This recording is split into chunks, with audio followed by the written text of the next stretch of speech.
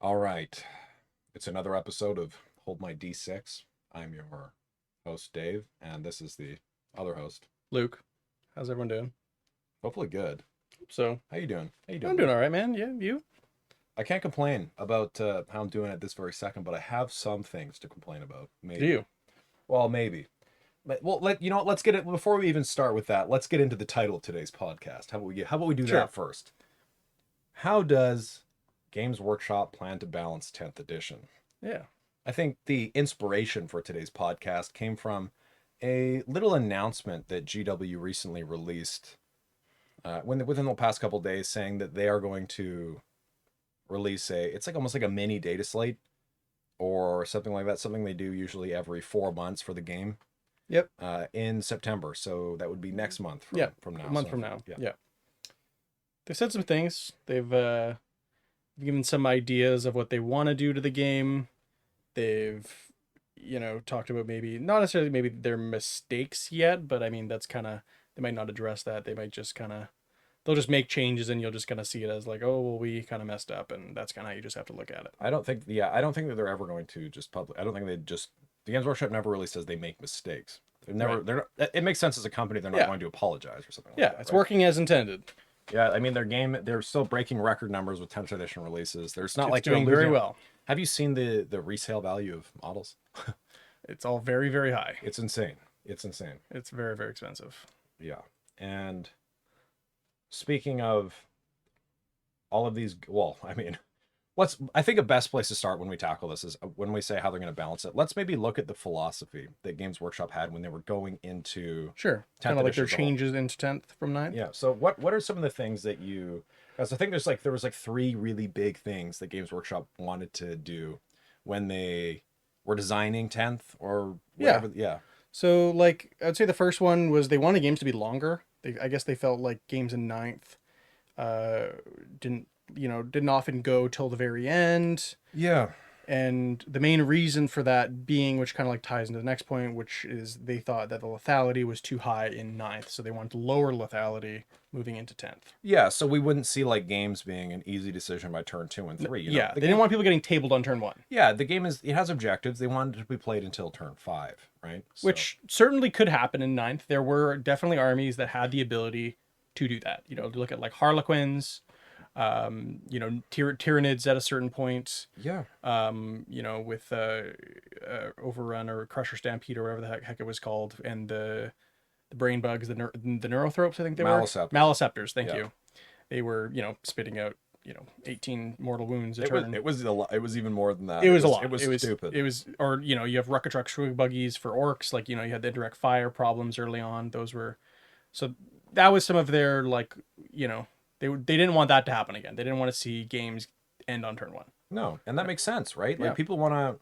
Yeah. You spend the time to get together and play a game. It makes sense. Like people don't play 40K because they're like, oh man, I really want to play like a 30-minute game. Yeah. And get it out. No, It's you not want to that. like have an enjoyment. You want to feel like you went through a battle. Yep. That's the whole point of it. That's why you're setting up so many models.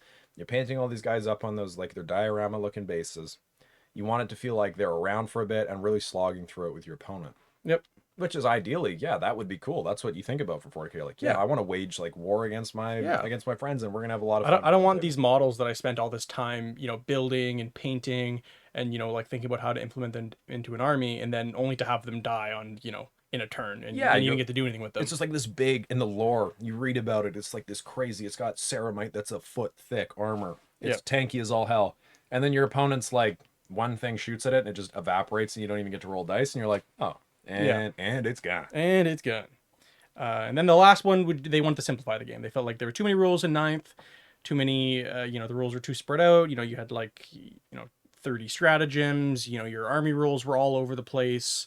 Every data sheet had like an ability of some sort, like everything was, doing that. You're layering buffs, you had relics, you had warlord traits that could only go on certain units. They want to simplify the game, whether that, that could mean like list building, that could mean just like actually playing the game. Like they wanted games to be longer games, but they didn't want the game to take so long that they want all the turns to play out, but they didn't want them to take 5 hours to play a casual game. Oh man. Where there's so many rules and your rules are all over the place. Like that was a pretty common thing in ninth, I would say, Yeah, is that's that there were too many rules.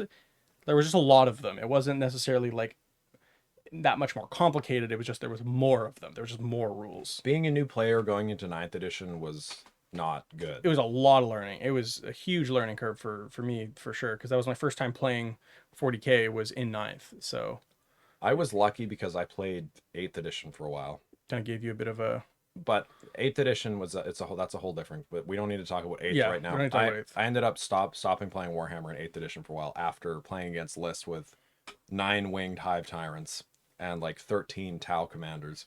Yeah, And it doesn't even sound like you're it's playing a game. it's not like it doesn't feel like you're playing Warhammer. Yeah, It like just feels like it's stupid. It doesn't make any sense. Anyway, yeah. but those are the three main things. So longer games, lower lethality, and simplify the rules where they needed to be simplified, right? Okay. And so how would you say that let's talk about the first one. Let's talk about like longer games. Let's how do you feel that has sort of been applied? Like how do you think that has sort of played out for them going into 10th? So this is where things get kind of interesting, I think, when we look at a company that's tried to balance the game to make the games longer. I would argue now that the games, even with having, playing with the new rule set and adapting to the new rules, I am finding that our games are significantly shorter. And I'm not saying significantly shorter like we're playing out turn 5. I'm saying significantly shorter because there's not enough left to play the game after turn 2 or 3. Yep. I would say it's pretty consistent that they're your army will, if you're going to be winning, you'll table your opponent by like turn 2, 3, or Yeah, 4 at the latest. yes. And it seems like there's a lot of just tabling happening. It's not. it's a lot of tabling. Yeah.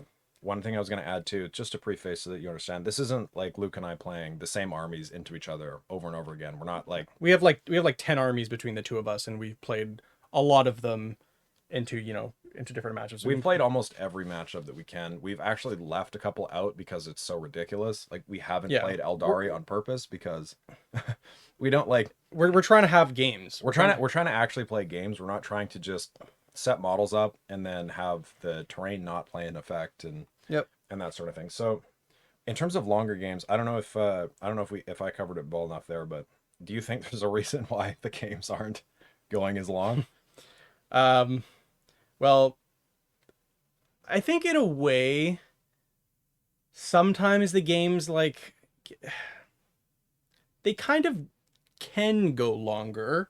It's not that they don't ever, because we've certainly had games that have been close and down to the wire, but on average, it seems like it's just not the case. The one that comes to mind the most, it was like the second game of 10th edition that we played. The Tau versus Admech one. Yes. Yep. Where we were both, it was the first time playing both of the armies.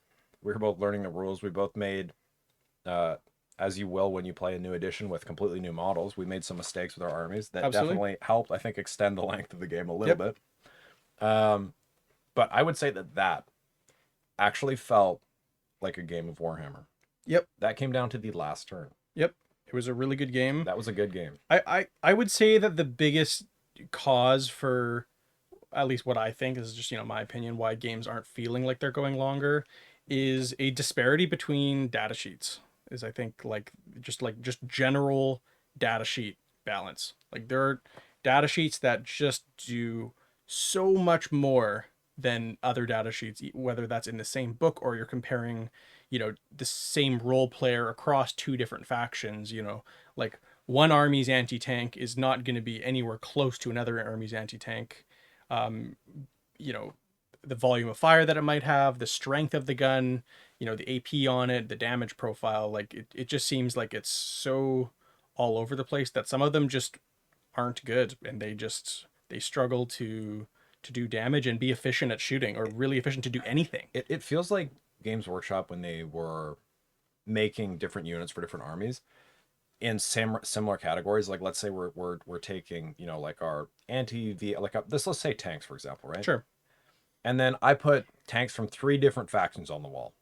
And I'm comparing like points cost for their toughness, wounds, and damage output. Yep. I don't think Games Workshop ever took those 3 and put them on the wall and said, do these all feel like you're getting about the same thing with the army? Yep. And it's not like they should. You should feel unique in your own right with the different factions, right? Totally. Yeah, we don't want them all to be the exact same. No, but there are just some things like certain pieces that they have no comparison. There's just nothing like even like if you take a look at I've been talking to some tournament playing Space Wolves players, right? Some people like that, some orc players and a couple other people, and they have been talking about just the disparity between the cavalry that they're using.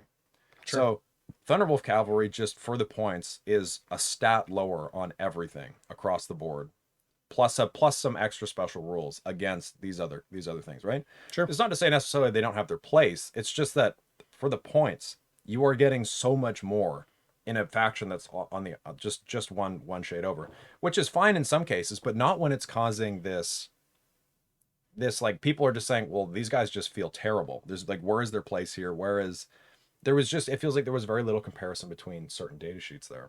Yep. Um, I would say, like, just as another example, like, I'm gonna, just because the faction I know well, and I will probably talk about them a lot, just because it's like one of my, if not my most favorite faction, is the AdMac. You look at some of their anti-tank options, and you compare a unit like the Breachers, and you compare them to just about any data sheet in the book. We'll compare them to another, an all-star in ninth, which was the last chickens. They were unreal in ninth as far as anti-tank, and really, like, they weren't general purpose shooting by any means, but they were certainly not terrible into most things. I mean, they were really bad into, obviously, like, a unit of like 20 acolyte hybrids or whatever, sure, or but neophytes. pick your targets. But Though, yeah, right? pick They your were targets. anti-tank They were weapons. anti-tank weapons, and they were really good at it. They were really, really solid at anti-tank, and you could take breachers in ninth. They weren't like amazing, but you could totally play with them. Now you look at in 10th and you see uh, the last chickens are now actually about the same points as a breacher. Now they've actually brought them down to 50, but their data sheet is so much worse. They have one shot. Yeah, it's higher strength. It's strength 12, but when you're shooting a vehicle, it doesn't really matter because the breacher has anti-vehicle. So, like, I don't know what, there's no real benefit there. You get one extra AP, but you have the reduced shots. The breachers also have rapid fire in their guns, which is insane. And then the last chickens don't have rapid fire. They have just twin linked is really the only thing they have on there. The breachers are just better in every. They're not vehicles. They're not nearly as big. They have better support You options. get rerolls. The last chickens have no access to rerolls whatsoever. They are and they They hit on keep in fours mind they went from going from easily getting ballistic skill 2 plus and to like having to work to having to stand still in order to get a 3-up, which for one shot. If you're standing still with this unit, you're playing it It's incredibly. meant to be fast. It has a move characteristic of like 10 or 12 inches, Yeah, right? in like the lore, they're like these like non-stop moving like walkers. Like they're supposed to be like They really fast. they literally can't stop. If anything, they should have a rule where they have to move. Yeah, right. But not only do they not have that, now they're being like penalized if they do move. Yeah. For the rules in the game, which from a lore to the table aspect, we know there's going to be disparity. Yeah. But this is almost like And it's crazy that they thought the right move was to reduce the points cost and make them weaker when this is a like $77 kit for one model. so this is one thing that I find just insane. Okay, so it's a $77 kit for one of these things, right? That's Canadian too, so it'd be different if you're in the States. Yeah, but it'll probably be like 55 or 60. Yeah. Right? So how many points is it worth on the tabletop? 50. So you're kidding. Yeah. It's 50 points. So it's like It's the same as a breacher. it's like you're not even Breachers might actually be a little cheaper. you're not even getting a dollar points. If you want to build a 2,000 point army with these, you'd have to pay $2,400. Yep. In Canadian dollars. Yeah. You're not going to, but just to give you an example of how ridiculous that sounds. Like, hey, I want to play 2,000 points of Warhammer. Okay, you have $2,400 kicking around? Holy crap, that's insane. They're wildly expensive. They don't really have a place in the army. Then I guess another anti-tank option in the army would be the Doomcrawler. You kind of have a bit of the same issue as you do with the Ballistari, where you hit on 4s and don't have access to rerolls like you used to when you would play Mars, which was a way to shore up a lot of your anti-vehicle weapons to get them to like actually hit. Now Yeah. you have no Oh, access yeah. to rerolls. No, You're still hitting on 4s. that's gone. It's high strength 16, really really strong. But it's only, you know, you're hoping to get to land one shot If you do, if yeah. you do. And then you still have to roll to wound, and you can roll a 1.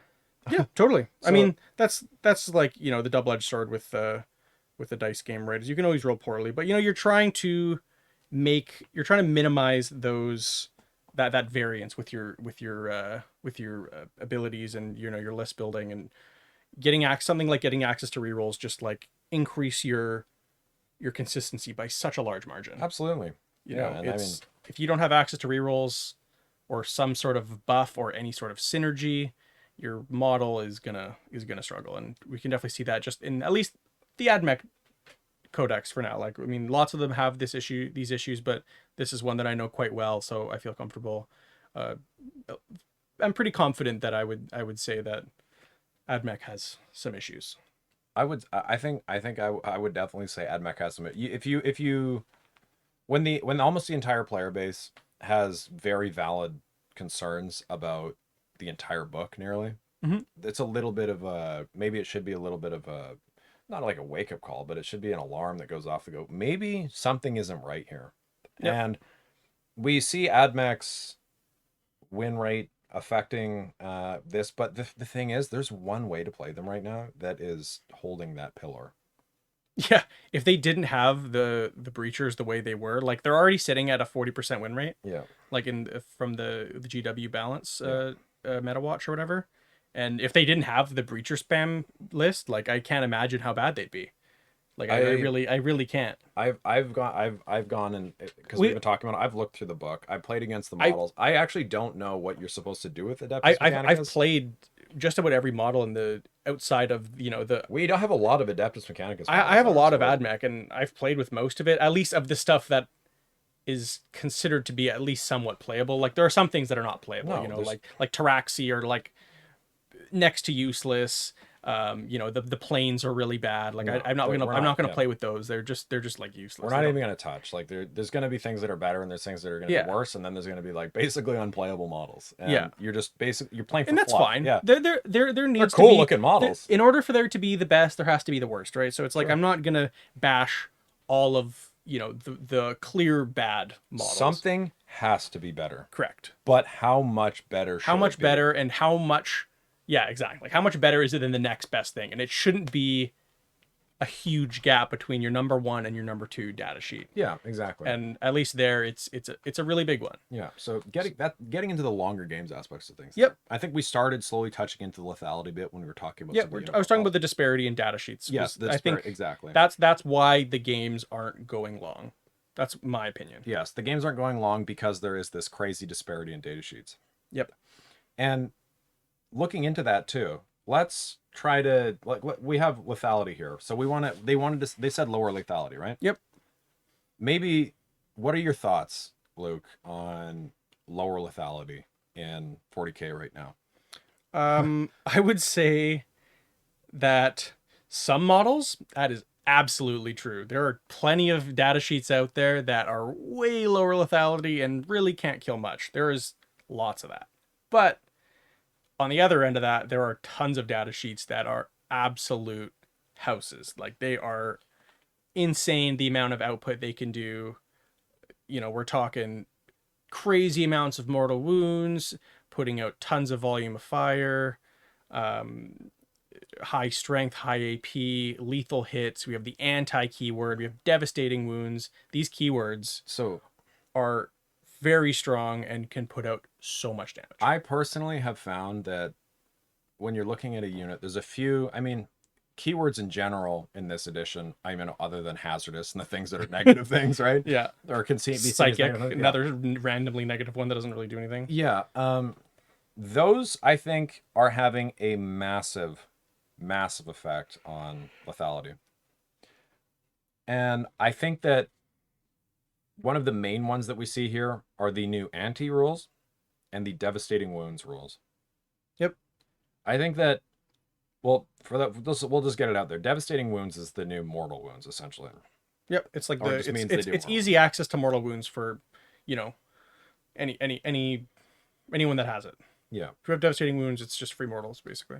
And using devastating wounds and anti and that sort of thing, you'll find a lot of these really powerful data sheets, and the ones that are much more like they're way stronger than their counterparts have got either indirect fire, anti-vehicle, infantry, monster, whatever they have, somewhere 4+ or lower to 2+, and devastating wounds tied in. Yep. And we're seeing these running, or sorry, and towering, but we'll get to that. Or what? Towering is a whole nother bag. But when you have these keywords, that's not a weapon keyword, but models that have these keywords on their weapons. In a way, it kind of is. Yeah. Yeah, it kind of is. It is essentially a keyword, right? Yeah. It's a keyword on the model that denotes, Yeah. it gets access to this thing that gets to ignore most of the rules in the game, apparently. But when we see lethality in the game, it makes me question how they decided to hand out these keywords. And let's tie this back into when you were talking about breachers and Sure. your last chickens. The striders. The breachers have a lot of keywords on their guns. They have rapid fire, they have anti-vehicle, they get access to sustained hits and lethal hits. Oh. So there's like potential 4 keywords you can get on a single breacher unit without too much work. Like all you need to throw is one character in there, and suddenly they got 4 keywords on the gun. So what about the last chickens? The last chickens have twin linked. Mm-hmm. They have heavy. Yeah, they have heavy. Okay. So heavy means you got to stand. Sorry, they have sustained hits and twin linked. Sustained hits and twin linked. Okay, so they got one shot that could, in theory, generate another. Yeah, hit. something like a sustained hits. You're really only ever going to see that do anything in mass firing. You're not really like when you have sustained hits on a one-shot gun. The average of you hitting, it's like what 15% or whatever. You never bet the farm on it. You might get it once a game. Okay, cool. Maybe. Yeah. It's never really going to be too impactful. So that's 2 keywords that I would say are, and obviously the less number of shots you have, the less impactful a reroll is going to be. This model has one shot. Yes, it is one shot. It is one shot if you use the last. So when you have twin linked one shot, your like odds don't increase. Twin linked isn't really taking effect until you hit with the one shot that you get. Correct. Also, twin linked came at the cost of losing a shot, which is does not feel good. It feels horrible. Okay, so let's go back to the breachers now. We talked a little bit about the strider, but let's look at some of the keywords that we were talking about on the breachers. Yeah, so you have rapid fire 2. So they have 2 shots each, but then rapid fire 2. If they're within half range, so which within is half range, they have 36-inch range, so it's an 18-inch rapid fire range, which is huge. Which like is for a great. rapid fire range, that's massive. It's not hard to get within 18. No, 18 is not a crippling. That's number. very doable. It's very, very doable. In fact, does your army have access to assault as well? Yep. Army wide, right? Army wide so you can get assault on your weapons too. Correct. So how fast is that unit? They only move like 5. They only move 5, but you could, in theory, move an additional 6 inches if you had assault. Yeah, I mean, like on average, you're getting like a 4 or 3.5. So you're moving on average like 8-9 inches, which is pretty good. 8 is good. Even if you're able to move 6 inches and 1/8 of an inch, you can get in rapid fire range on turn 1 if your opponent deploys their deployment line. That's pretty damn good. Yep. Anything those things shoot will, probably vaporize whatever they shoot. Any vehicle is going to die. If you roll higher than a 1 in your advance, you can rapid fire on turn 1. Basically, feels good. Yeah, you have access to it at least. And so this is just one example of 2 data sheets that kind of are meant to like it's an anti-vehicle weapon. So like, oh well, what is this going to be good against? Oh, well, probably vehicles. Yeah. These are just one example of 2 data sheets that are kind of supposed to fill a similar role, and one of them does a very good job, and one of them doesn't do the job at all. Yeah. And that is a pretty common theme, I think. It's a very common theme right now. A lot of armies are having that issue where they're having a ton of data sheets that don't seem to have a place, don't seem very well thought out. There is just such a clear option for you to take what is the absolute best thing. And it's not even hard to figure out. And honestly, most of the time it's not even situational. You just have to take that or you're done. That's it. It's not even like a skew list thing. Like that is the way to play that army. If they are not played that way, let's forget about even placing it tournaments. Even Sure. if you're playing like casually, if Yeah. your opponent's playing a semi-competent list, you're not going to have any game against them. No. No. I think okay, so then I guess the next thing is the game being simpler, Yep. which they've definitely done. To be honest with you, this is the This this is is the this is the one positive. that this is the one that they've done the best at. Yeah. I do enjoy a lot of the simplicity they've added to the game. I think they've actually done a reasonably good job at that. I do. I would say that in terms of making the game more accessible, making the game A little more easy, intuitive, way more intuitive. because I'd you know say. before you'd have like, oh, is leadership a low roll or is it a high roll? Now it's always a high roll. You always want a high roll. You always want high dice rolls. Before, when it was like you want low here, high here, things would get confusing. Yeah. People are like, wait, was it this for leadership or was it the explosion thing that was lower? Now it's just How many guys died? Do I need to minus for the leadership? Like, Yeah, oh, do I have a strat here? yeah. Now it's just Now it's one bad, 6 good. Yeah. Unless you're exploding in your own army, then it's bad. Yes, yes. But that's the old. But that makes sense though too. Anyway, you roll a 6, shit happens, right? That's how it goes. Yeah. Yeah. So basically, more simple. Definitely, they hit it on more simple. They did that very well. Yeah. I enjoy. I think they've actually not only did they hit it, they've done it well, because I think the game feels really good to play. You can get new players playing, and the game's, yes, you're still gonna beat new players when when you've played. Like, if you understand the rules better than they do, you're still gonna beat them. Like that fear. I think that's like a fear that a lot of people get, is when games get simplified. They're like, oh well, the skill gap is gonna be gone. That is still there. When you play better than your opponent, you can absolutely still. This is a strategy game. Yes. That still is there. Warhammer is still a strategy game. Yeah. I have seen it firsthand in 10th edition a few times myself. It is 100% still there. If you outplay your opponent, you'll win. That is Like just it. 9 times out of 10. Sometimes even if you outplay your opponent, you'll lose. It's just But A new player who isn't given direct help and like coached by someone who knows exactly what they're doing is going to be they are going to make mistakes. Yep. They're going to make tactical mistakes when it comes to where they move their miniatures, how they deploy their miniatures, rules that they miss on their miniatures, right? But that has how it's going to be. Experience is always going to be king in these games, right? You can take 2 people who play mirror lists and one person who's a more experienced player is just going to win with that list. That's like 9 times out of 10, like we were saying. Yep. Unless it is a dice game at the end of the day. But using strategy, like we were talking it's still about going to earlier, give you an advantage. you increase your odds you should be able to increase your odds by all accounts by using strategy to win. Yep. Right? So Absolutely. in terms of more simple, very good. Very good. Good job, GW. You can pat yourself on the back for that. It was, yeah. I like the simplification. Stratagems, awesome. Stratagem's great. Army rules so far, although maybe just a little bit, there's a little, like, you know what I mean, the bones picked a little bit dry there. It's really good for you for balancing. Yeah, the simplification is there for the army rules, and I like the direction they're going to, but they just didn't get the balancing correct, like you say. It's just exactly the balancing's not there yet. But in theory, it should be easy for them to balance Yeah. now, though, because they'll have so much information to work with off a static object, right? Like you can't. There's not going to be like this unit's going to interact differently with this army rule, and this one is. They have kind of one thing right now for most of the armies that they can play with. yeah, it's very easy to like see the cause and effect when you're changing something, when there's so few rules Totally. that you're interacting with. You know, you have 6 strats and you have an army roll and a detachment roll. There's like 3 things that like it can interact with. Like, as long as you can, look at each change you're making and look how it's going to interact with those 3 things, you're probably going to be fine. So that brings us to what I would say the next little topic we want to talk about here is, why can't we play a balanced game of 10th edition? Well, I would say one reason for sure is I think towering creates, in all the games that we've had a towering model, the games have felt very swingy. Yep. Because the towering model, while yes, it can see everything, and this is kind of the double-edged sword of towering, but it can be shot and it can shoot everything. So do you get the first turn or not, basically? Do you get the first turn, and do you have a shot, or do you have, an advantage you can utilize on that first turn? Yep. Like, are you going to get value out of it?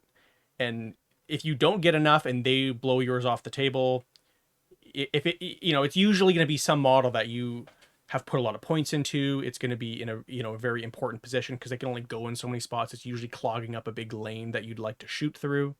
And something like this goes down, it can like really cripple your army, and you can really feel, like the game's already lost. And it goes both ways. Like when you don't kill the towering model on your, turn one or whatever, and that towering model gets to live for too long and pick up a couple units, it creates for a very swingy game. I would say towering is just a bad mechanic. I think it creates two lopsided games. It is, and to add on to that as well, the towering rule, because of how it works, and because of how you can see practically everything, right? What towering does is it allows everything to see you, like you said, and you forget to see everything. These towering models typically are large and have very powerful weapons and Yep. very good rules, and oftentimes good keywords associated with them as well to give them access to those. If you get the first turn, because if you have towering, you can basically pick on your opponent's side of the table. You go, hey, what on my opponent's team can kill my towering stuff? Yep. Or what is the biggest threat to my dangerous things? And you basically it feels like you get to orbitably bombard that unit. Doesn't matter if they hide in terrain. Doesn't matter if they put them somewhere tucked away in an advantageous position for that player. If they, you couldn't see them. You just get to go right through everything. Like you have X-ray vision and just delete that unit. Like a surgical strike, just cut it out of their unit with a scalpel, right? Yep. And then once that is gone, how are you supposed to deal with that threat properly? Even if your opponent, they can do nothing about it, basically. Yeah. If you've lost your like one or two anti-tank units that you might have had, maybe you have more, maybe you're playing a slightly more skewed list where you have multiple options to deal with it. If you don't have that, that anti-tank, long range shooting to kill the towering model, you've like lost the game. Yeah. If you there and the thing is, there are so few guns that efficiently kill these big models now with the strength change. The strength change, well, it's the toughness The change, toughness and the change. fact that the Yeah. strength stayed exactly the same.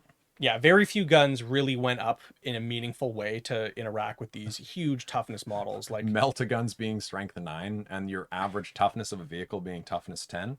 Yep. So a melt-a-gun, if you can get the thing within 12 inches or 18 or whatever for a multi, without getting overwatched. Without getting overwatched off the table, which we'll talk about that in a minute. Yeah, another Overwatch, another big one. But you will be wounding something on a 5+. Yep. A vehicle on a 5+, which is insane. That is your anti-tank.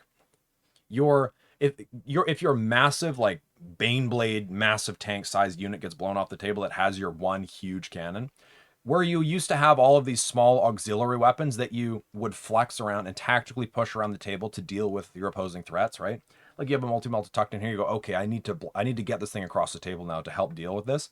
There's no point now. It's not going to do anything. Yeah. You cannot rely on these off tank weapons. There's no there's too small of a gap. They wanted to get rid of the general purpose shooting in moving into 10th. They didn't want just like a gun that's good against everything, which sounds good.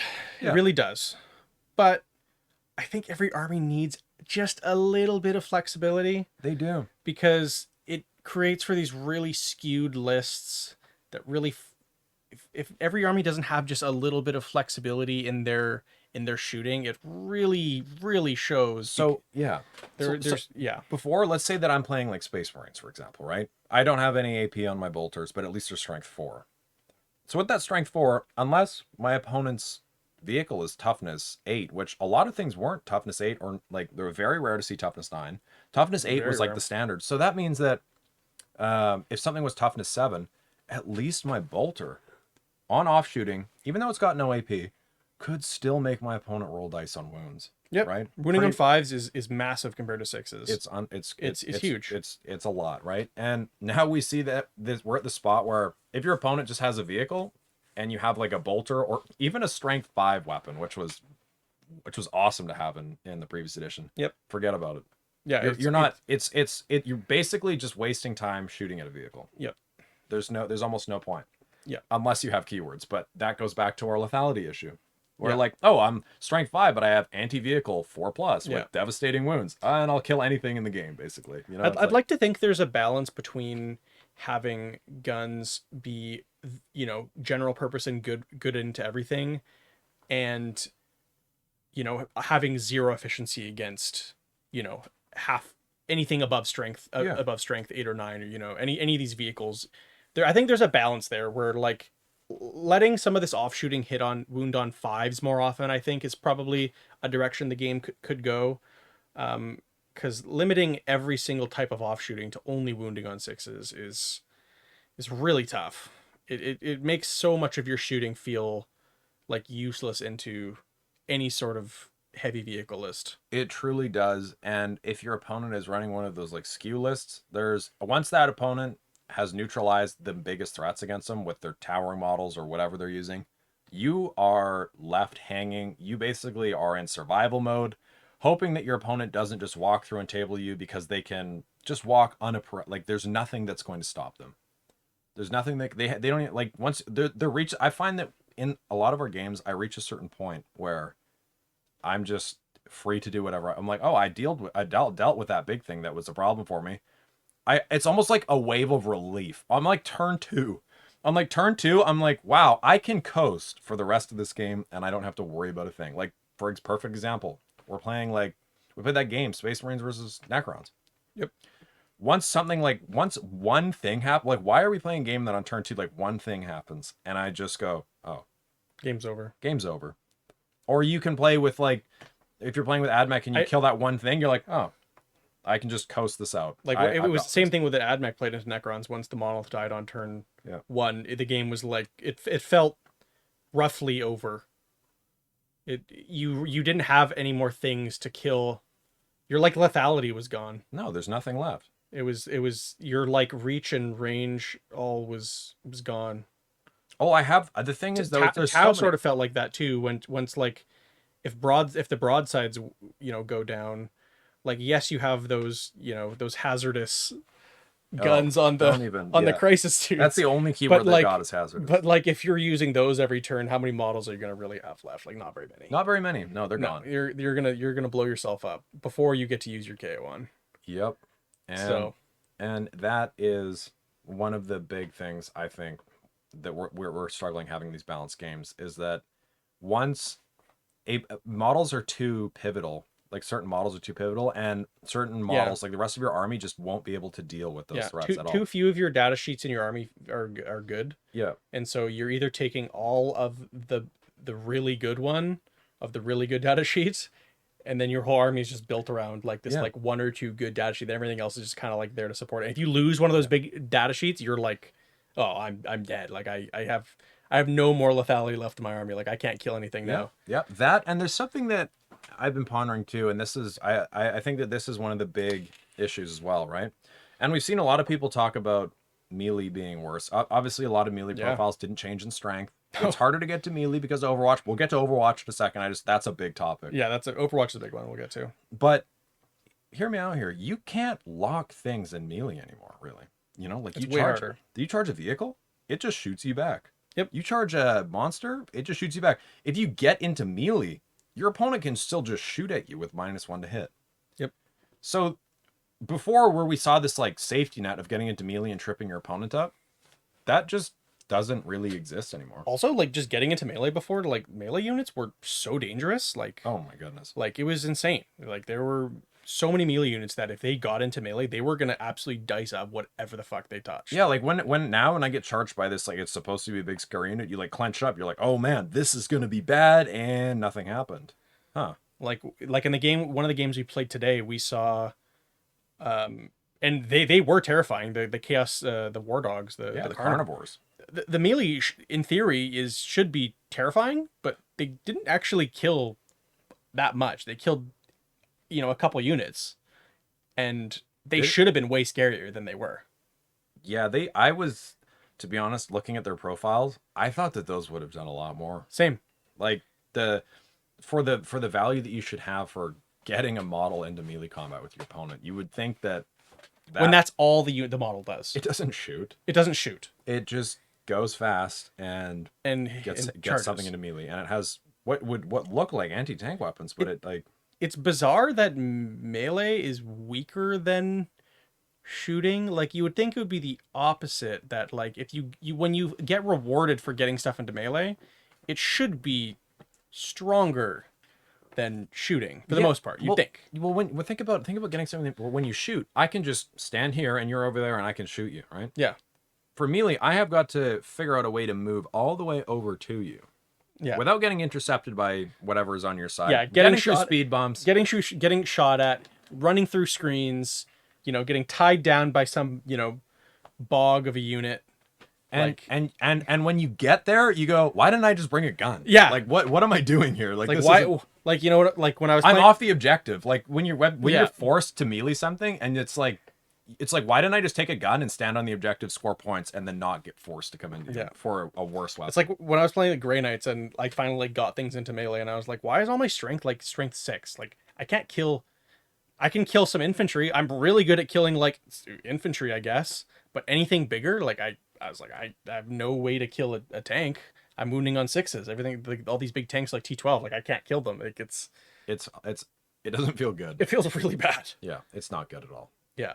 Let's talk about we just talked about melee. Let's talk about Overwatch. This is a crippling thing for melee as well. So this is honestly, Overwatch is a crippling thing everywhere because of how it was changed. Because they combined Auspex Scan and Overwatch, and they kind of like mashed them together and pooped out this new Overwatch. And now you can just Overwatch when things in shooting distance of you, basically. Within 24 inches, if a model arrives from deep strike, moves at all, like we're talking like a half an inch. If it does, so let's put it this: if a model does anything but if it farts in your general direction, you're gonna get shot at. Yeah, unless the model like starts its turn stationary and then ends its turn after having not moved at all, it triggers an Overwatch. Like if you have the ability to Overwatch that unit. Yep. And Overwatch with the new range profiles on weapons, with how it works, like Overwatch before was just in the charge phase when. Yep. That unit was like charging you. And it wasn't really like it very rarely felt like a high value play. No, it didn't. It just was kind of like a thing that you would do to maybe chip off a couple wounds off of something that was maybe kind of on the way out, but you often wouldn't see it unless you had, flamers, obviously, which that was kind of the only case where you were really like excited to use it. Weapons that were auto-hitting weapons for sure. Now we see it because, well, for one, how towering works. So Overwatch does require line of sight. Yep. A towering model always has line of sight. Towering models also are usually very big, and I find something that Games Workshop likes to do with big models is give them lots of big guns. Absolutely. In fact, they have so many guns that some of them take like like they take 5 sometimes minutes to shoot, just one model. Absolutely. With an experienced player to resolve. Yep. It's nuts how many guns they can have. And for one command point, when your opponent moves within 24 inches, you can just go, oh, I'm going to spend a command point and shoot you with every one of these guns. Now, you're still hitting on 6s, sure. Yep. But some of the damage on the guns is like D6 plus 2. And sustained hits and all these other special rules that you've got now where you're generating more value off of just spending it. And to be honest, there's a lot of models that they've made which just have better Overwatches.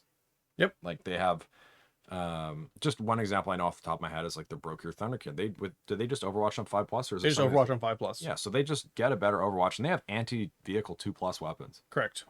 So if you got if you like move a tank or like a dreadnought up or something like that into range of these guys, they're getting D6 shots each that do 2 damage each at AP -2. That if they hit on a 5+, they're going to be doing they're going to win on 2+ with anti-vehicle. That's the swinginess of Overwatch, I think, also plays a pretty big role in why we're struggling to play like balanced games. Is getting a whole extra round of shooting, even though it is less accurate, obviously. Yeah. But when you get access to things that Overwatch well, because the range is 24 inches, like potentially, you can get a lot of value out of an Overwatch when you think about like how many wounds you can do per CP. Like for 1 CP, you can get a lot of wounds out of an Overwatch if it's a unit that actually has, not just normal, I hit you on 6s. Yeah, and we're talking about like Overwatching vehicles. You think, oh, I'll take a couple wounds off a vehicle, right?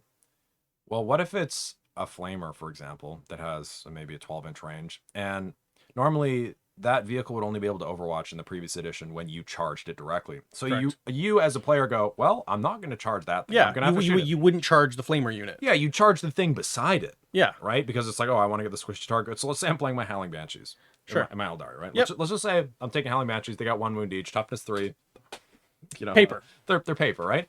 But they're never meant to be tanky. They're meant to be a surgical strike unit that you move up the board in a stealthy way. So like you deep strike them in maybe, or you move them up terrain very skillfully to set them up and stage them out for your opponent. Now, your opponent can just, oh, you happen to move within 24 inches of this unit. I'm going to evaporate them. Yeah. Because I didn't even do anything wrong with it. I had to move them out to get into my opponent's range in order to set up that charge. And they're on my turn, my opponent is just removing that. Yep. Right? Like that feels really, really good. And that can happen every turn. Yep. That's an every turn thing if you have a command point. It's such a swingy strat that has such a high variant strat. Like it can really shape games. Like when you get a decent Overwatch out, like the game can really shift because it's it's a whole extra shooting phase. For a unit, like, and if it's a high value shooting unit, like on pretty much basically any towering unit that has guns, it just feels so good. Anything that has access to rerolls. Like just it's like a Knight Valiant, for example. How is like Overwatch for a Knight Valiant 1 command point? Yeah, you're shooting with a 500-point model. It's actually 565 points. You can't even take it in an allied detachment because it's so many points. After the new the towering change that they made, the new points update. Oh right, like you can't even ally that. I couldn't take that with AdMech now. No, you can't take that. 560. Yeah, that's hilarious. You can't even ally this thing, and for 1 command point, dude, this thing basically has so many guns you can't That's interesting. I didn't think about that. Yeah, you can't even take that model in an allied detachment, and you can just pay 1 command point and just go, I'm going to shoot all of its guns. You could potentially it's got a harpoon gun that's worth whatever. I would just if I had a command point, I just reroll that hit. So I could get 12 mortal wounds on a vehicle, probably. Absolutely. It's just why would you not? The value of potentially getting that's just one of its guns. Yeah, it's also got if you shoot with something like that, if that thing lands a couple of its shots, that's like a game changing level of shooting. Oh yeah. Off for 1 CP, and you can run that every turn. It's like if one of those lands, like the game is shifted. Like you've picked up a unit. You've picked up a whole unit of something. And that game is on a different trajectory now. That is too much action economy. And you know, I like the idea that you can play defensively in your opponent's turn. You know, when Games Workshop said, hey, we want to make it so that you're gonna have more actions to do in your opponent's turn, more things that you can play strategically. Cool. Strategically, it should be defensive though, I think, because when it's your turn to attack and then it's okay, now it's my turn to defend. I'm gonna block. I'm gonna weigh my odds. I'm gonna try to set myself up for my next turn. Not, oh, you move up, I'm just gonna offense you. There's been too many times in 10th edition now where I have lost more models on my opponents, on my turn. More stuff dies on my turn in the shooting phase than my opponents. Absolutely. It's what? How does it feels really bad when that happens too, obviously. Yes, absolutely. I think is that even all there's I feel what else is causing us to not be able to play balanced games? We already talked about we've already talked about how the data sheets are different. So Overwatch, towering, keywords, that's kind of data sheet stuff. Mm-hmm. The data sheets, exactly. The data sheets is such a big one, you guys. Let's all those things that we talked about too are things that can be tweaked. Those you can minor tweak those things, just change. I would say army rules, that's kind of just a general balance thing. Yep. But there are some army rules that are just inherently a lot better than others. They're not all made. They're not all made even. It's data sheets, right? It's kind of the same thing. Where some armies have data sheets that are just so much better than other units. Army rules, you mean? Army rules, no, but data sheets. Oh, data sheets, yeah. Genes, let's just talk about Gene Stealer cults. Feels like Gene Stealer cults used to be a very high skill cap army. They were very, very squishy. You had to play them very tactically. They had complex army rules that interacted with the game rules in a very interesting way, we'll put it, right? Yeah. Now you're just shot at. You just face roll. Actually, you just, as long as you know what the deep strike mechanic is, you just can't die. You just keep coming back to life, and basically your opponent can't do anything about it. Not unless they have like insane mobility and they can like fly around a lot. I played one game of Genestealer Cults, and if I was going to take any of my armies into a tournament right now, I've only played them. Keep in mind, I played one game, and we were doing a fun. We were doing a fun game for the stream. Yep. Where we just tried to play. We called it the Meme Stealer Cults. So we took just random stuff from the book. We made the list 20 minutes before stream, and the army feels like we played against Death Guard, right? So we figured let's take a what feels like a potent Death Guard army and put it against the Meme Stealer Cults and see what happens. Because we had played a couple games with Death Guard, we wanted to try it out. This was not a balanced game at all. No. I didn't even have to. To be honest with you, we didn't. If you're playing Genestealer Cults and if you played them before, you won't even have to try to roll an opponent who's not playing a hyper meta army right now. They are just so much better. So let's just take one unit, right? That we were playing with. So we had an aberrant unit, so a 10-man aberrant unit with an abominant. Yep. That by itself killed a. It was like 900 points. 900 points, but here's the catch. Essentially, the Genestealer Cults didn't lose a single model. Pretty much. Because the models just came back to life. Yep. So after going through a 10-man unit of Blightlord Terminators with a Lord of Virulence and Mortarion and being in combat with them for 3 turns, they essentially didn't lose a single model. And they killed all of that. Well, quite easily. Like without help. I think one Terminator might have been killed by shooting or something just before they got into combat. But that shouldn't make it. We shouldn't be comparing these things. Like the Abominant didn't even die. It didn't even take a single wound. In like a balance world, that Terminator unit should have traded roughly evenly with the aberrant unit. And keep this in mind that too. Should be a rough trade. Yeah. So keep this in mind too. So that aberrant unit was in combat not only with that Terminator unit, but it was in combat with Mortarion the whole time as well. Yeah. Though it was in combat with both. And not only did it just forget Mortarion existed while it killed the Terminators, it then turned and killed Mortarion as well. If you're the player who's playing the Genestealer Cults, you have to sit your head and ask, so what did I do? I basically just rolled die. I didn't have to do anything. I just put them there, and then they just did that. Yeah. There's no skill involved, and then the rest of the army just doesn't die either. You're just driving around. I'm just like, it just keeps coming back. It's like playing a clown closet in a video game where you don't know how to shut it off. You're like, how do I stop you from coming back? You're like, that's the fun part, kid. You can't. And it's like, how am I supposed to play this game then? Yeah. How, like, that's so data sheets like that. I think really why can't we play a balanced game is because unfortunately all of these things, we're talking about specific things, right? To sum up the fact that the game just isn't balanced. Right. We can't play a balanced game right now because, and we just touched on, like, we're trying to keep the podcast a little bit shorter because we don't want to talk for too long. Yeah. We're trying to condense it and only talk about a few things here, but there are so many other smaller issues that we could get into, but I think these are some of the main ones that we're talking about. So this isn't us just going, oh yeah, the game isn't balanced. Wow. We've been playing different armies against different matchups with lists that we tried to build more competitive, with lists that we tried to build more balanced, but we're having the same result every single time. Because we like to play on stream. We like to have fun. We like to roll the dice. We like to have those close, nail-biting games. Yeah, we want to see games go the whole distance. We want to play it out to the end. So how come we can't build 2 armies out of all of the stuff that we've got, out of all of the tens of thousands of points of Warhammer that we have, that can go past turn 3? Like, what is going on without here? the game feeling like it's just deterministic? Yeah. Like, it gets to a point where, like, you would have to roll, like... If you, like, took a turn off at point in some of these games, that might not be enough to, like, get back into it. No, it's like, it's that far out of balance. Yeah. So with that being said, we know there's a balance coming in September. Yep.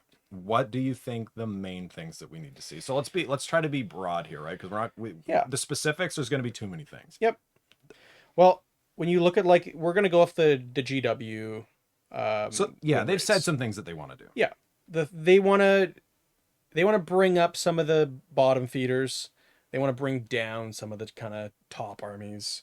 There is a lot more bottom feeders than there are top armies right now. Holy crap. Like, when you look at the graph, there's 11 armies that are in the red at the bottom. Even when you look at Grand Tournament placings right now, look at the armies that are that are cleaning up, you will notice a pattern very quickly. We see things like Eldari, Custodes, and Genestealer cults And running. Imperial Knights. Imperial Knights are up there too. Yes, absolutely. But we see these four armies just running rampant Yeah. through the tournament scene with very little injection or inclusion of a lot of the other armies. And this isn't like, oh, well, the thing is like, because Knights and Custodes aren't so far out of whack that they're, like, on here, Imperial Knights are at a 57, Custodes are at a 56. Keep in mind, these stats are coming off of Games Workshops Right. website, So they're right? probably not going to be like, there are better statistics to go off. Like, Goonhammer, they do a statistics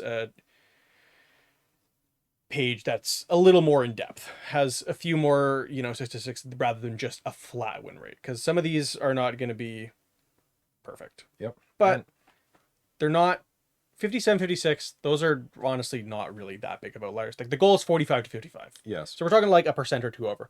But you get to Eldari on here, who is sitting at 67%. that is insane. And That is- guys, that includes mirror matches. Correct. And at tournaments with a lot of people who know Eldari are good, you're actually going to be playing, like, if you play 5 games, 3 of those are going there's to be a against, lot of Eldari. 3 of them are going to be against your own faction. And having a 67% win rate when you're playing Like half your games against your faction. against your faction is So absolutely. you have to think that win rate is actually probably in the 70s. Like, yes, at least it like- is at least in the 70s. It is absolutely insane. That is, Yep. that is not good. And I think when like I actually at this point it's going to be a lot of work to fix it. You know what I mean? It's the game should have been tested more before it was released, and now it's going to be more work to balance it out properly. because there's so many data sheets. It's almost like in order to balance the game, they would have to like tweak like most of the data sheets in the game, especially all the ones that are the data sheets that really stand out in the faction. We're not just talking points either. Like this isn't something that This just is points. not can just fix. like, not that it couldn't, but it No, would. The yeah. thing is that some of these models you'd have to increase their points by so much that it would. It wouldn't make the game feel good. Like suddenly if you're like one model costs like 100 points more, it's like, well, that's Well, let's say they did that with if they just did it with points and they did AdMech and they just made the breaches like more unplayable, then you just lose. Like there's like no, you. that's the only unit that's carrying the faction. I think a great example of that is the Last Chicken.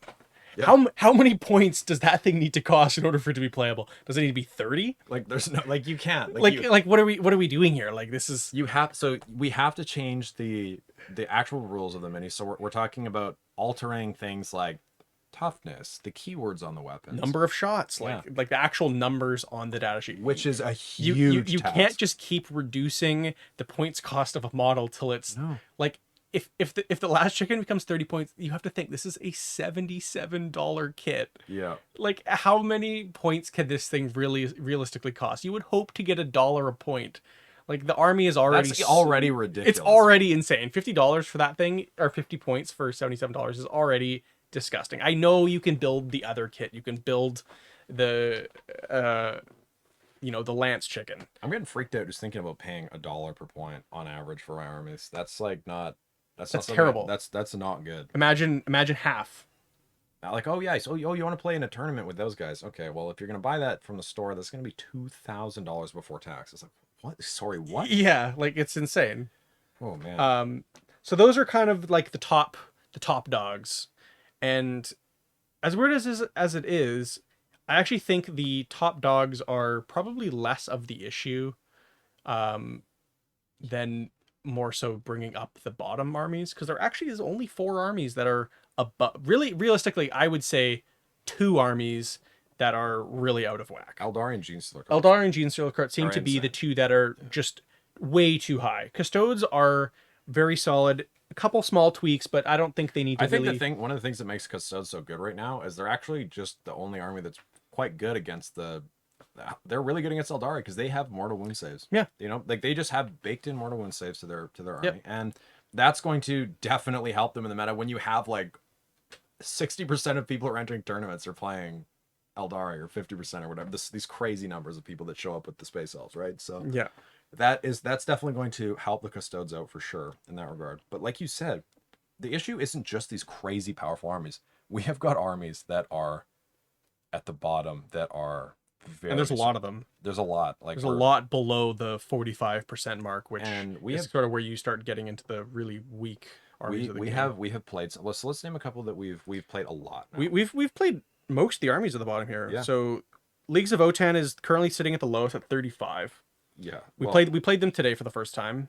They actually, I mean, the thing is, we played 1,000 points. It wasn't really a fair. That wasn't. It wasn't really much of a game. We can't go off it. They Yeah. perform, but the thing is, like against some of the other stuff we played, But even with that game, I can already tell the army is not in a good spot. Like they're definitely not. You even at 1,000 points against Chaos Knights, there was not enough judgment tokens to go around to make your army feel like it was good. That is about as few models as you're ever gonna see. You got lucky because, well, you didn't get lucky. You just had one target really that you needed. You're like, oh, there's a one tower model at 1,000 points in my opponent's army. I'm gonna judge that. Yeah. And guess what? And it still felt like the amount of things I was killing was pretty low, and my lethality still felt low. Even though I did kill a knight on turn 1, I put a lot of shooting into it, and he rolled incredibly poorly. Basically, an entire army's worth of shooting. Yeah, like it was, and it.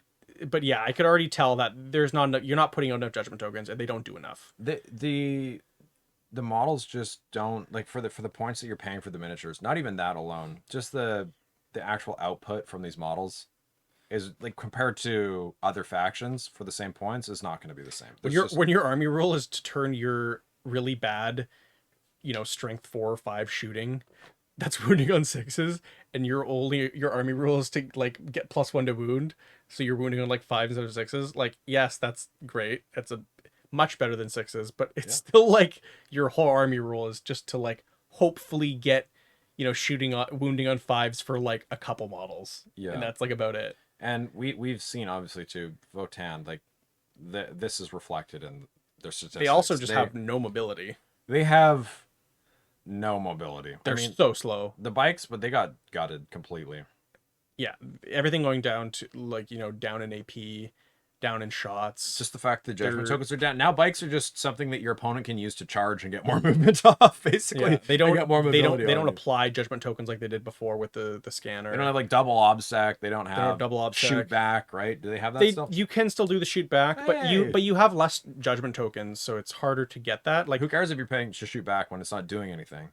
Well, no, in order to shoot back, they need to have a judgment token on them. Oh, wow. Okay. Yeah. And it's harder to throw judgment tokens around like you did before. Yeah, you like simply just don't. Like, when I was watching the game, I saw you put the 2 on the first turn, and then I went, where the hell are the judgment tokens? Where, like, you're placing one a turn with a call. You can get 2 a turn with a call and Uther, but I guess maybe you stack calls. Like, is that like how many can you take of a call? You probably take 3, I guess. Yeah, you could take 3. So maybe that's the play. You take 3 calls and Uther, and just throw as many judgment tokens as you can. Maybe that's how you build them. I'm not sure. We could definitely try. We could try. I like that we still have this the ability to theory craft even with the models that are the units or armies. But man, that is not the way I want to build my army. No, God no. You're so we're just gonna add mech treatment and just spam the one only unit that's actually decent, and then just take all those. Like, if that is the good way to build the army, like, it shouldn't be, and I don't want to build it that way. 3 call plus Uther.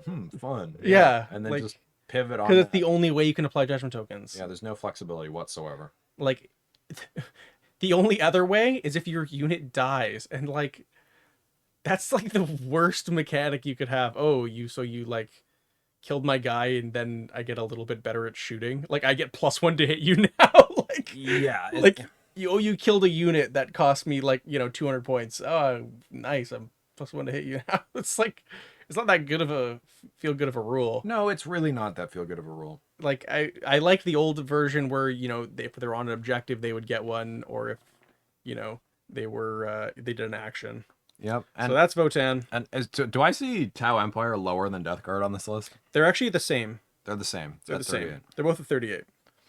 And again, we just have 2 units or 2 armies. So Tau, the Tau's do have mobility. They have certain units that are kind of tanky that are just actually, you don't have to worry about killing them though, because they'll kill themselves as they shoot your army with their hazardous keywords. But Tau are just lacking keywords across the board. Their preferred anti-tank weapons don't hit the same anymore, and they're just in kind of a strange spot. They really just need to be balanced and fleshed out, I think. Yeah, there's some really anemic data. Like, was that the Riptide? That doesn't Let's. I don't. I actually don't even want to talk about the Riptide because it's so bad.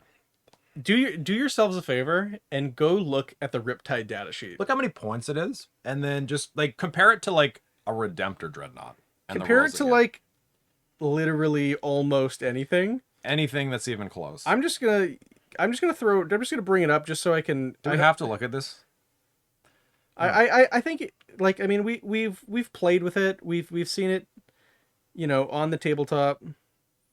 Oh It's man. it's this thing is 235 points. It's not. It is. Oh my goodness! I thought it was less than that too. I haven't. I don't want. I rejected the thought that it was over 200 points. That's insane. So something comparable would do like a repulsor executioner from Space Marines, which has a transport capacity, higher toughness, more wounds. How many wounds does this thing have? It's got less wounds. It's so what's its main Leadership gun? 7. Ion accelerator. Oh, it has an overcharge. So the only keyword its gun has is hazardous. And strength 8. I thought it was strength 9. No, strength 8. Okay, so its gun overcharge has 6 shots at strength 8, but it's okay because it hits on 4s normally. Well, you observed for it. You gotta have a spotter. Yeah. Somebody else has got to sacrifice their ability to get that Like 3 up. whoever made this data sheet didn't want this model to kill anything. They hated this model. They hate this model. And the Gatling gun for it is even worse somehow. I don't. Oh, also how many guns does it get? It gets the big one, and then it gets like 2 support guns. It gets twin plasma rifle and heavy burst cannon. No. It doesn't get the both. That's picks one or the other. Yeah, it does. Mm-mm. Heavy burst cannon, twin plasma rifle. No way. Oh, it gets the twin plasma rifle. Sorry, I'm talking about the ion accelerator. Yeah, no. That's the what? That's the big gun it has. Yeah, it gets the little. It's one shot. Yeah. 230 points. What does it do? You're getting. Who You're made this data getting sheet? 7 shots at strength 8. So basically, you can take a repulsor executioner, which you can transport like hellblasters. You could take veterans, or the what's the other really good space marine? The the gladiator gladiator for even less points. for like Gladiators are 120 points or something. I think is filth. it's actually selling for like insane. $250 a kit on eBay. It's right like now, 'cause it's so god tier. cheap. It's so cheap, and it has like insane shooting for like what it's worth.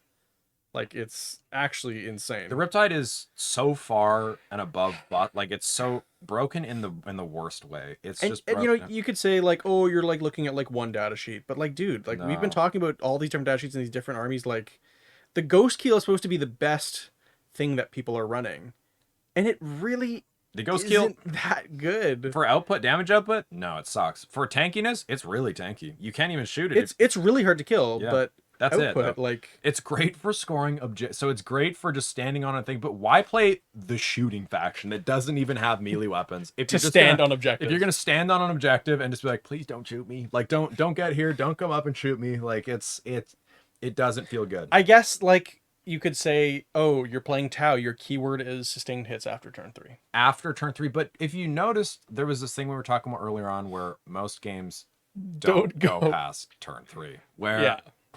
by the time turn 3 comes around, everything that's going to be benefiting from that sustained hits too is dead. It's anything long that- gone. yeah. And it's it's gone. gone. It's gone. And so that's sort of where Tau's at. They're in this sort of weird lack of lethality, high mobility, semi-tanky. Yeah. Another lack of lethality. Another common theme where they've kind of become another short-range shooting army. Yep. They don't really seem to have the same super long range that they used to. Yep. They definitely do not have all their range got cut down too. So before were Tau, because they don't have melee weapons, they were like, oh, we'll give them 18-inch Melta. Yep. That's gone. We'll give them their other guns like a little bit more range. Well, that's also gone. They're just a normal ranged army now with access to some units that are kind of quick, that have no keywords anymore, that are suffering from the toughness creep and lack there of strength increase on almost all their weapons. Not a good feeling. We got a couple other units at the bottom here, like Death Guard. So Death Guard, like, I think Death Guard, the only thing they're missing, because I don't think you really need to tweak their lethality that much. I think there's a few data sheets that like could probably change a little bit, but durability is really like the main thing that Death Guard need to see a change. They don't have any keywords or any abilities that really are impacting their durability. They don't have any feel out of Mortarion. Do they even have a feel no pain besides like Poxwalkers or something like that? Yeah. So just playing against them, in my experience, they definitely do not have anything that is built to deal with taking wounds, which doesn't make sense for Death Guard in general. I think that I think that Death Guard used to have this identity of being this tanky army where you got access to feel no pains, high toughness, and overall resilience that made you hard to budge at the sacrifice of mobility.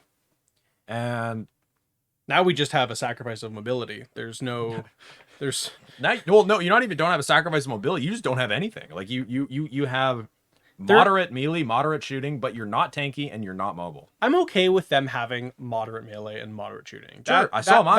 That is fine. That is totally. I don't expect them to be the most lethal army. That is not their shtick. No, they should have some efficient wounding.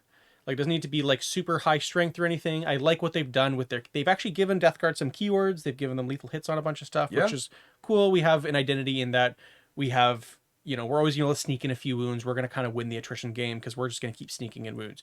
But in order to be able to do that, you need to have something to keep you alive. And when you have no way to do that, you're just going to get shoved off any objective. You're going to lose models. Why do they feel squishy? Like, why?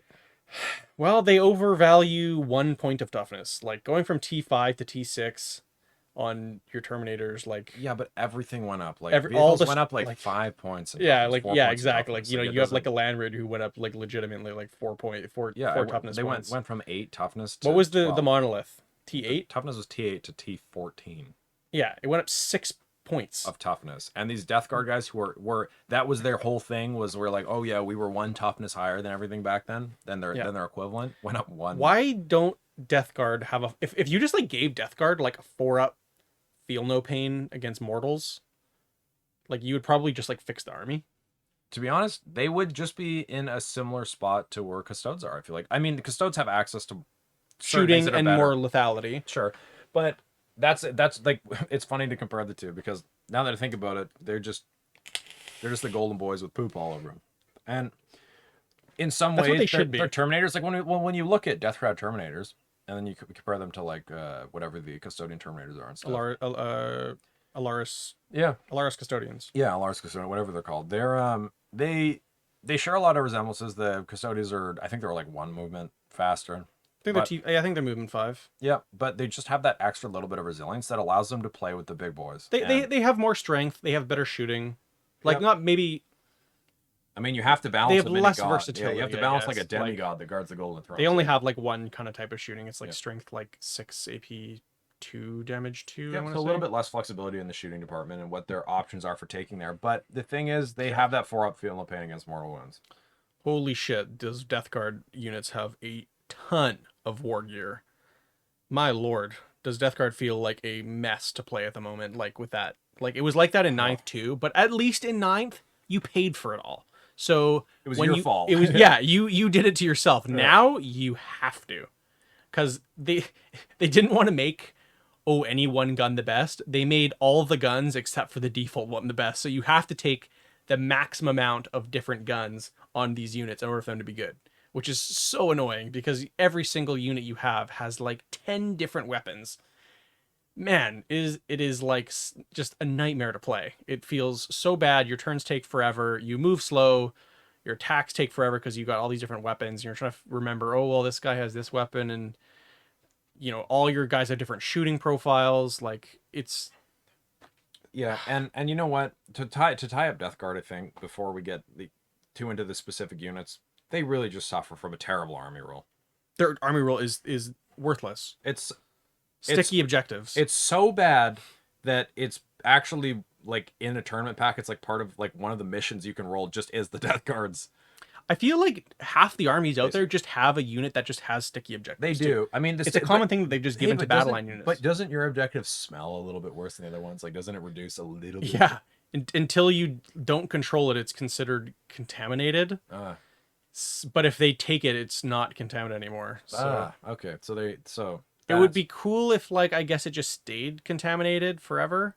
Like if you contaminate an objective, it's just contaminated now. That'd be cool. Yeah, it would be better. I still don't think it would be good, It but wouldn't be good, but it would be something. Also, like -1 toughness is like also almost irrelevant. Like when you running around with like, you know, toughness, you know, anything higher than T9 or T8 even, like the -1 toughness is like you're not changing anything. You're still gonna be wounding on 6s. yeah, it's just not. It's not what it's not what it needs to be. There's so much that can be better there.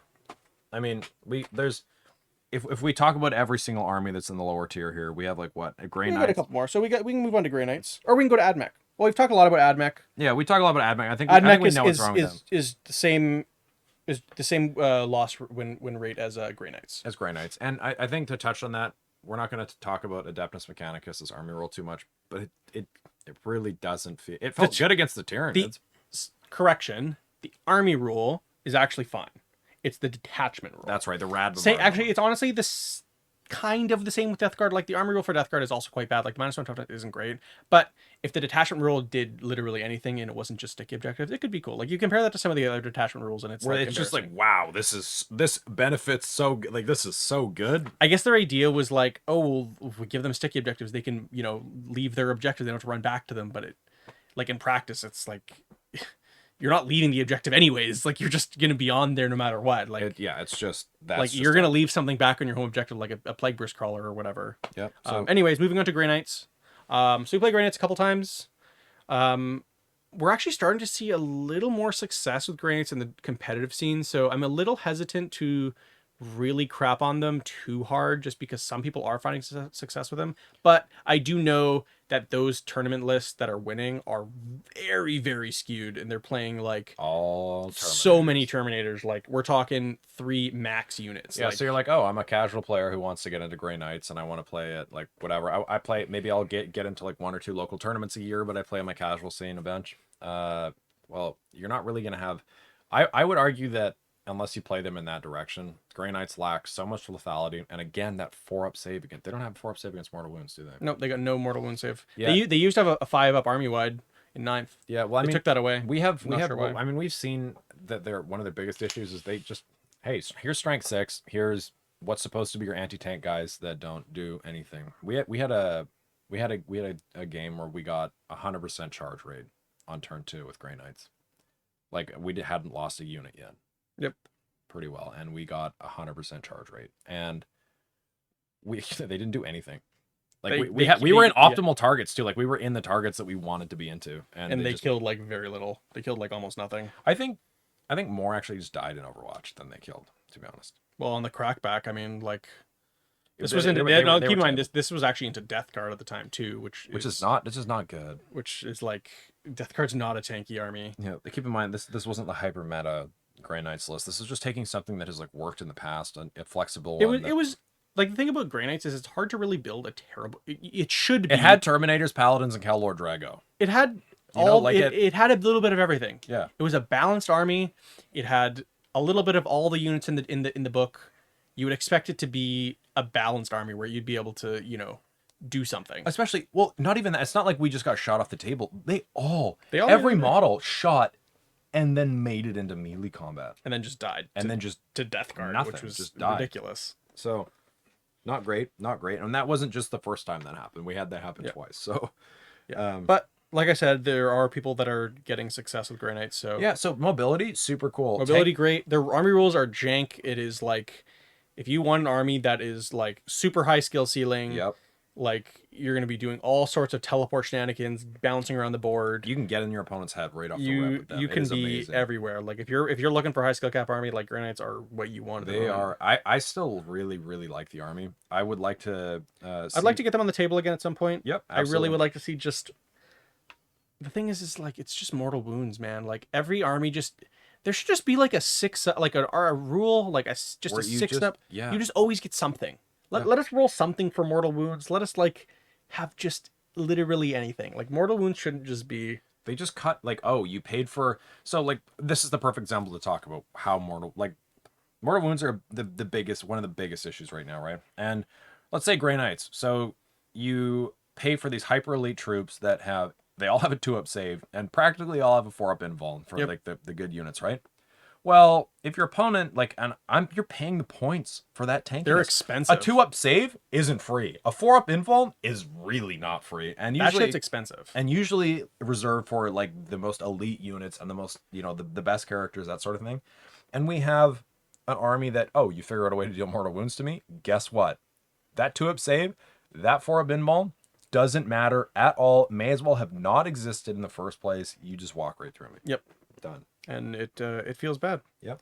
That, and they're melee, if you want to, like, they again, I feel like I need to look into it more, but they're melee, like, It's 99% strength 6, AP minus 2 damage. that's it. No keywords. No devastating wounds. psychic. No, like, no, yeah, You psychic. can, there's a strat that you can get devastating wounds, but So again, like, but you're like you're like, it depends. Yeah, I mean, I'll like, say you're I'll probably say using that strat a lot. their damage feels very flat. Yeah. Yeah, there's not a lot of pizzazz in there, especially for this hyper elite army. Relying on like a strat that you can use, like once per turn isn't like No. where you want to be for your lethality. I Like don't you think so. need to have something else.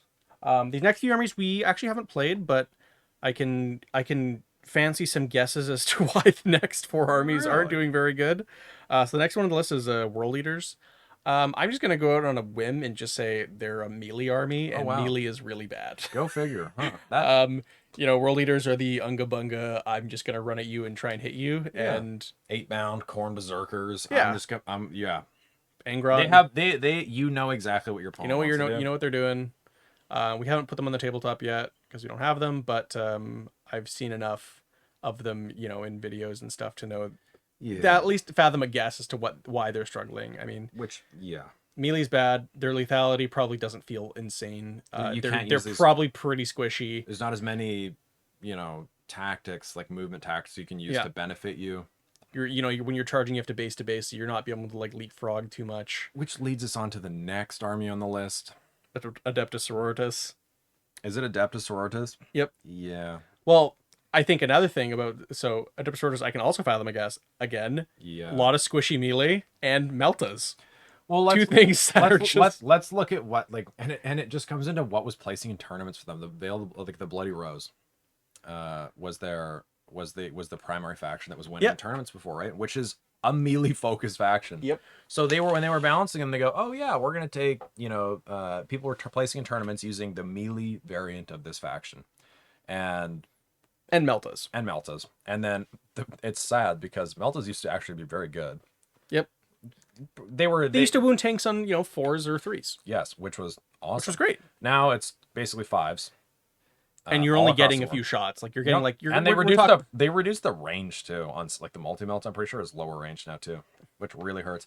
And not only that, the melee units that we're carrying them, like the Sisters Repentia, they're so squishy. yeah, like the Seraphim, like these models that were just like These are amazing. like T3 models. Yeah, they're They're complete dying to favorites. off shooting.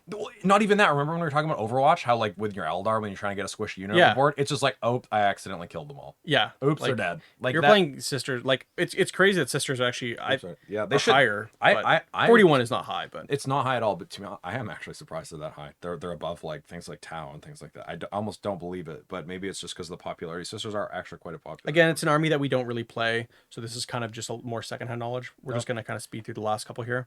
The next one is Blood Angels. Wow, another melee. Another squishy melee armor So- for Space Marines at least. Yes, so we saw a lot of Sanguinary Guard, Terminator squads. We saw this fleshed out with, Sanguinary Guard are the jump pack ones. yeah, they're the gold guys. Yeah. The Yeah. angelic looking ones. Those Yeah. guys, those were a big cornerstone unit. Then we saw things. They're Death Company. Yeah. Like the guys in black armor. They are very melee focused.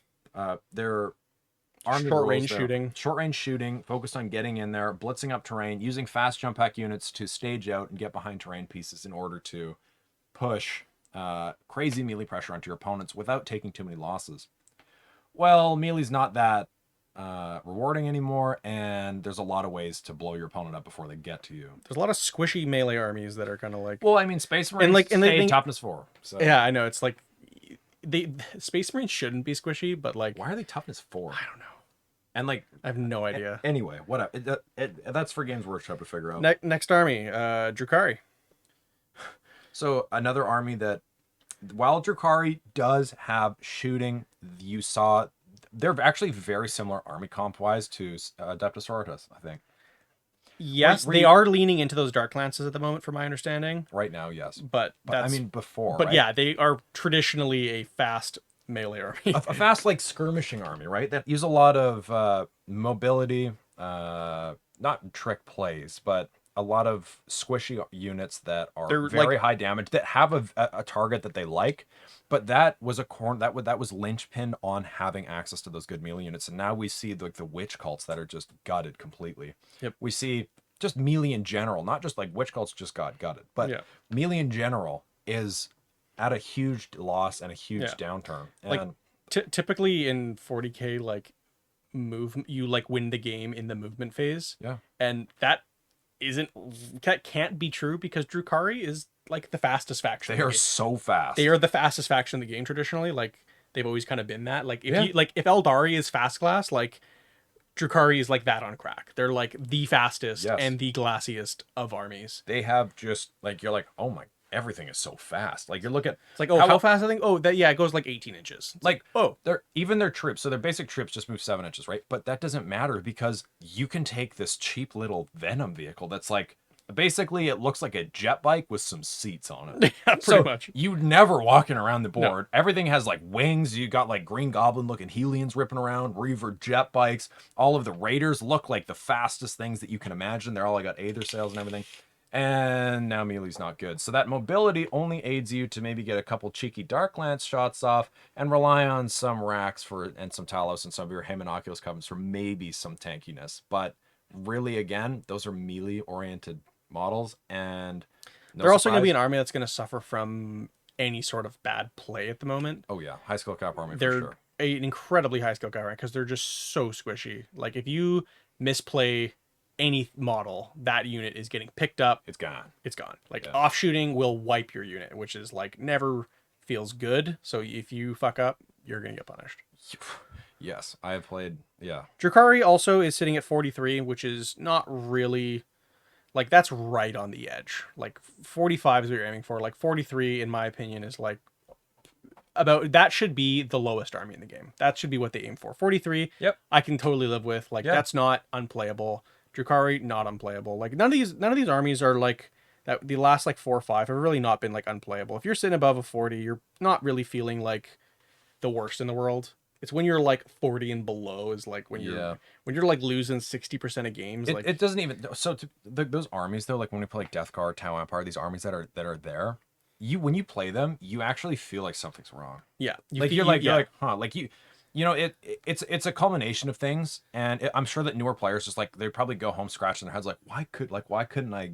How come I can't win? Like, how could it be that one sided? It's because the faction is actually like broken in the wrong direction. They are just not going to be able to keep up with these things. Yep. I think that probably sums up some of these armies that are, in the lower tier of things. And speaking of how we think that like those are just some of the things that we have seen and observed with the lower factions. These factions that are winning and doing very well. Obviously, we need to see. We can't just like bring these models from the bottom and try to bring them up to the height that the highest models are at. No. Like it's just balancing to get around that 50% mark, right? Yeah. You don't want to bring them up so much that they just become the next busted thing. No, we want to see now, although there needs to be quite a large change here, I would rather they shake it out over the next few changes so that the meta doesn't swing completely all the way over. I don't want to see any of those 40 below, like basically any of our armies. I don't want to see any of our armies become the best army. I don't want to see that. I don't want to see that. I want games. I want Games Workshop to put in the hard work here. Lay those like spreadsheets. I know on the they wall. can do it. Yep, they can totally do it. They're definitely making the money. And we saw a very, very fun game at like the middle end of 9th, right? Yep, absolutely. And we can, if they put that time in and they balance those armies out. We don't want to. I'm not expecting them to fix this overnight. No, right? This one change, it's not going to fix on September. I would, because they have a lot of data now to go off of, but I would like to see them make small changes to see how it affects the game. Make a couple changes in there that are obviously going to be like, wow, that seems like a pretty big change, so that they can weigh the impact that it has, right? But I don't want them to just start shifting everything all over the place and drive like models out of stock online completely in one direction, right? While that some of that might be good for business, it's really not good for the player base. And I think that if they want to keep people interested in playing the tabletop game, I've heard it amongst everybody. So I've been talking to a lot of different people at 40K, right? Yep. When we're on stream, we're answering questions. We're talking to people who, this isn't like a common thing. I have a bunch of people come in and go, why can't my army compete with like my friend's army right now in this side of thing? This is new players. This is even experienced players that are coming in and expressing similar concerns to what we're talking about right now, right? And I think getting all of it out there, and maybe for some people who are listening to this, it may be, what would it be, like confirmation that no, it's probably not you, or maybe Affirmation. it's affirmation basically, where it's not, that's you the way that like your army or the way that you're playing it might not be the issue as much as the game is definitely, there's nobody's out here saying the game is balanced right now. So take some comfort in that, but we also want, this was us just basically describing what we want to see change and how we think that the game can be maybe more balanced and maybe just an asset for everybody to talk about and share your thoughts. But Yeah. if and I think that covers it pretty good. Yeah, But I think that's pretty much most of what I want to talk about. yeah, and if you guys think that there's anything that we missed or any other good things to touch on, or maybe even just like firsthand accounts that you guys have to share of crazy imbalances, Yeah. we'd love to hear about it, right? Wherever this ends up getting posted, I'd love to hear it in the comment section, or even if you want to pop on to, we're streaming every Sunday. We stream battle reports. Yep. I'm also, I actually like painting sometimes. I like playing better, but we do paint a lot. I paint right now. I think we're doing 5 days of the week painting. 5 days of the week painting on Twitch or whatever. So if you guys want to come by and say hello or whatever, I'd love to hear about what you guys think about 10th edition so far and the balance. But that's probably a good place to wrap this one. Yeah, I think so. What does Games Workshop plan to do with 10th edition? I don't know, but I am excited for September and see to see where the game. Always excited to see new changes. It's always the big hype. Everyone likes talking about it, and see who's going to be the new top dog and who's going to be back down to the mid tables. Yep. So, and we'll have to see. Yeah. And with that, thanks guys for listening. Yeah, appreciate it. Yeah. It was good. When we just finished playing lots of Warhammer and eating hot sauce. We had some hot sauce. That's kind of the theme around here is we play Warhammer and eat and drink hot sauce. I saw at one point actually you did you get some in your eye while we were filming this? I did actually. Yeah. I looked over and I saw, because I saw you like touching, like you were like rubbing your thing with your shirt, and you looked over and you're like, oh shit. And you were like, yeah, I was like, oh man, I thought we were gonna have to. I thought for a second that this is gonna be a emergency. It seemed to have passed. Yeah, that was pretty funny. When you handle hot sauce all day and then you touch your eye like 4 hours later, I guess it's still a bad idea. Yeah, it's hot sauce we're talking about, like extracts that are in the millions of scovilles. It's not yeah. It's not food. But it was fun. It was a fun day. It was fun. So on that note, hopefully you guys, thanks for listening. And we're trying to do weekly podcasts here. So it was, I don't know. It was great. It was great listening to myself talk and listening to you talk for a little bit. It's been a pleasure. Yeah. Okay, guys. Have a good one. Okay. See ya. Bye.